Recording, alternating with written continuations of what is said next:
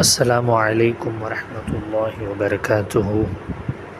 கண்ணியமிக்க பெரியார்களே, ஹஸரத் அப்துர் ரஹ்மான் இப்னு அவுஃப் ரலியல்லாஹு அன்ஹு அவர்கள் அறிவிப்பதாவது, 3 பொருட்கள் கியாமத் நாளில் அர்ஷின் கீழ் இருக்கும். முதலாவது பரிசுத்த குர்ஆன். அடியார்களுக்காக அது அல்லாஹ்விடம் வாதாடும். அதற்கு வெளிப்பொருளும் உட்பொருளும் இருக்கின்றன. இரண்டாவது அமானிதம். மூன்றாவது உறவு முறை. அந்நாளில் அது எவர் என்னை உலகில் சேர்ந்து வாழ்ந்தாரோ அவரை அல்லாஹ் தன் அருளோடு சேர்த்து கொள்வானாக.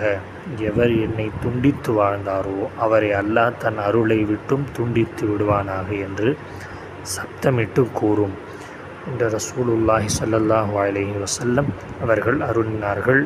நூல் ஷரஹுஸ் சுன்னா.